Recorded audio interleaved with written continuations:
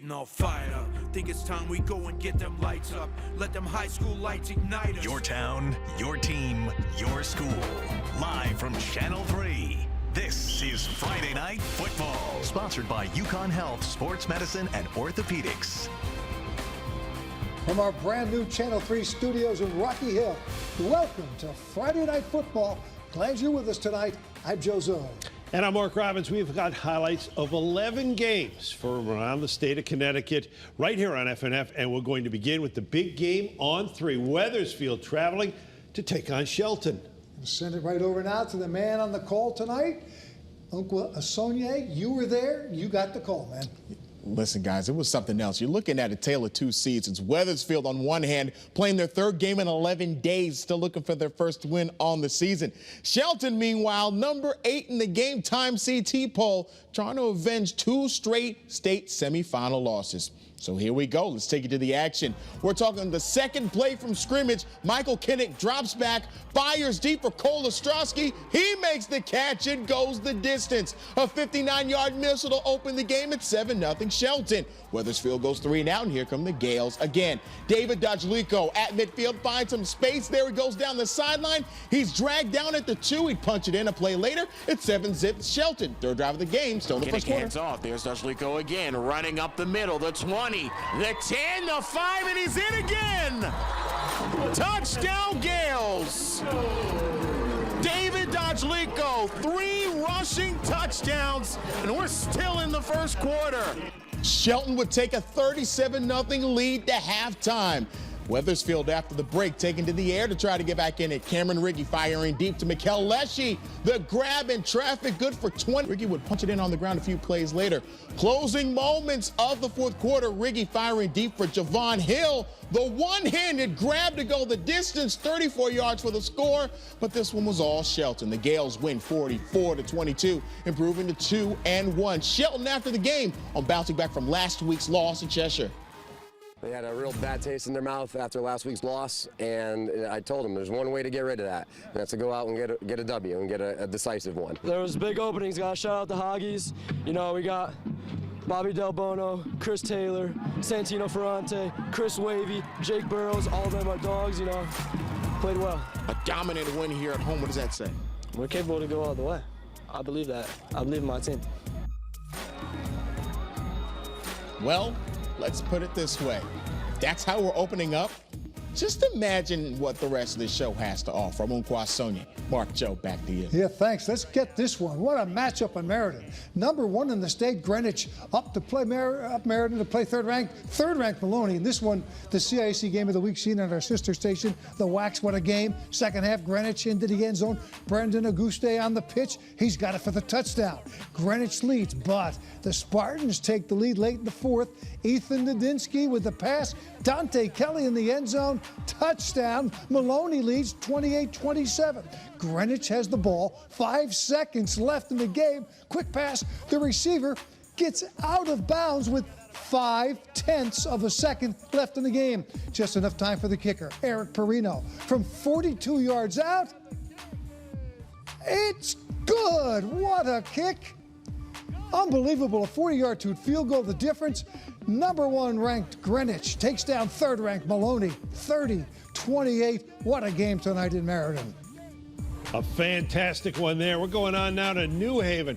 Hill House hosting Bristol Eastern. First points of the game coming on special teams. The snap through the back of the end zone. Lancers get a safety and a 2-0 lead. Hill House moving the football. Darian Johnson to Amari Jackson.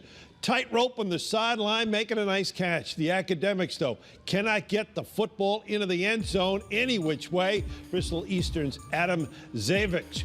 What a run after it looked like he had been stopped cold, busting free. But Bristol Eastern couldn't get the ball into the end zone. That safety, the only points of this football game. Boy, I can't remember a 2-0 final, Joe, that wasn't a forfeit, but there it is. Yeah, a lot of good news, bad news in that game.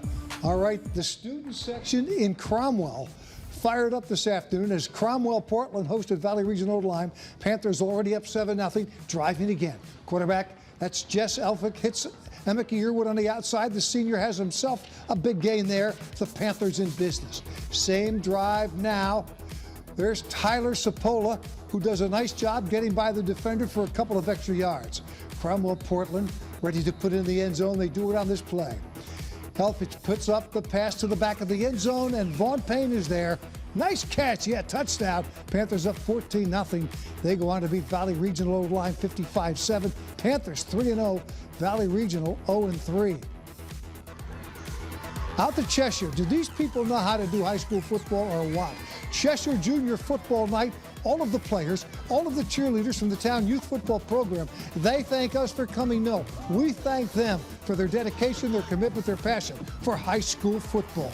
And the Rams get the early lead on Glastonbury. Junior quarterback Marsha Aniston. Great play action. Chris Kobolansky is open for the Cheshire touchdown. It's 7-0.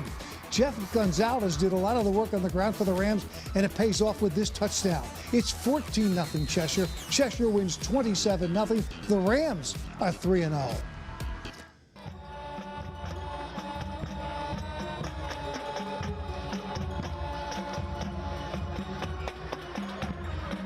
Our FNF Band of the Week comes from Daniel Hand. Their highlights are up next. To nominate your school, send us an email to sports3@wfsb.com. How did you know, Joe? Daniel Hand. Yeah. Hosting Xavier and the kids in Madison in a patriotic mood. Big game for the Tigers offense, and Jack Shea throwing for 171 yards, a couple of touchdowns in the first half. This is a big third down completion of Sam Markovitz, setting up a terrific run by senior Aiden Dolan. Busting through his second TD jaunt of the first half. He had 148 yards rushing in this game, and Hand with a 29-0 lead at halftime. And why get any more when you don't need it? A 29-0 impressive shutout for the Tigers, who are now 2-1. Out to Southington, where it looks like it's construction zone night. I see. Could be. Let's go to the highlights right here. Trailing at halftime to Staples, 14-13. Trailing by more now. Staples quarterback Caleb Smith. He finds Nathan Smith. Touchdown. Look at the defense right there. That was Cody Coleman off the end with that big sack in the fourth quarter. Another touchdown. Smith to Smith again.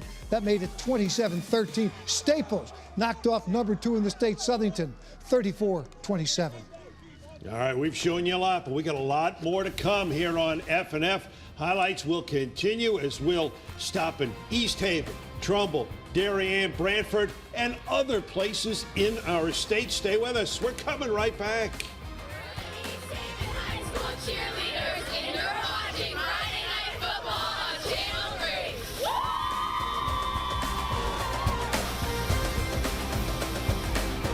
Game in Mississippi interrupted by an unexpected. Be right back. Welcome back. It's Friday Night Football. I'm Joe Zone. I'm Mark Robbins. We remind you that you can see highlights from tonight's show as well as the entire season of FNF on WFSB.com as well as the Channel 3 app. All right, now it's back to the highlights. And for the East Haven Yellow Jackets, oh, they've been buzzing all week, waiting to get a shot at visiting Northwest Catholic, but the visiting Lions are going to be the ones that strike first in a hard-hitting battle. Here we go, second quarter, and some hard running from Northwest Catholic's David Calandrillo, the touchdown NWC with a 7-zip lead. But that's it for the Lions. East Haven, that defense is going to shut things down, led by big Cole Soto, the defensive lineman making a tackle on that play. Junior quarterback Alex Dombrowski, kind of a scatterbug all night long. And East Haven gets the win, 28-7 the final. The Trumbull Eagles taking the field tonight as they hosted the visiting Newtown Nighthawks. This is a pretty good game. Trumbull already up by a score, and you can make it another touchdown. Rowan Johnson, a handoff outside into the end zone, and that's a touchdown. 14-0 Eagles. Trumbull fans, they like what they see. Well, wait a minute. The Nighthawks would respond on the road. J.J. Haddock, handoff, gets outside. He's got himself a nice gainer right there. Newtown's in business. And it leads to this. Aiden Paulos uses his blockers, bulldozes his way into the end zone for the touchdown. Newtown scores the final 3 touchdowns. They pick up the win on the road over Trumbull, 21-14. Newtown, number 7 in the state, unbeaten, 3-0. Trumbull, 1-2. How about Fairfield Prep out of the SEC traveling down to FCAT country, taking on Darien earlier tonight? Scoreless game in the second half when the Jesuits get a safety. The quarterback taken down in the end zone. That's 2 points for Fairfield Prep, and they're up 2-0. But that Blue Wave defense is nothing to play with. Darien's Briggs McGuckin with the pass, and he's got reservations for 6. A pick 6 for the Blue Wave. Not much scoring in this one, but just enough for Darien. They beat the Jesuits 10-2. The Blue Wave has improved. Prep falls to 0-3, while Darien is 3-0. Check out the sky in Brantford tonight. Wow. And you know what they say, pink sky warning, turnovers, they're a-flowing. Hartford Public gets on a first quarter fumble as Sean Johnson makes the recovery. Next play, why don't we hear it for the Brantford secondary? Check out Nathan Florio, a leaping interception.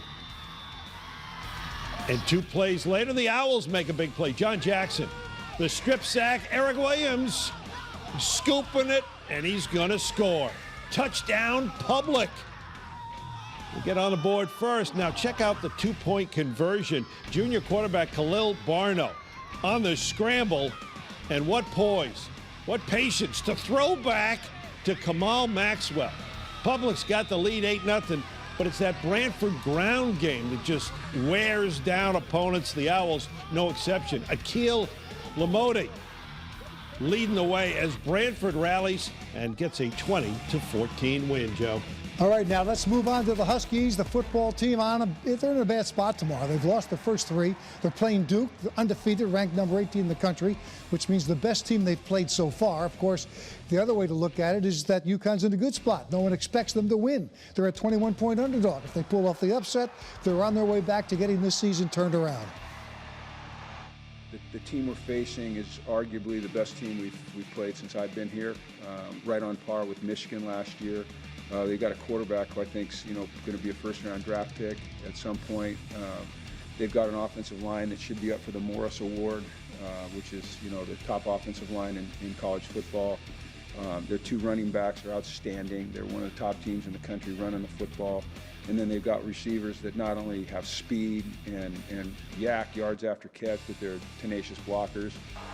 Now it's my turn. Game time, 3:30, Rensselaer Field. Highlights post-game tomorrow night on our sister station, The Wax, and here on Channel 3. And that's going to wrap things up for week 3 of the Friday Night Football Show. Thanks so much for Joe and Uncle Mark Robbins. Thanks for being with us. Go ahead, Uncle, you take it. We'll see you out there.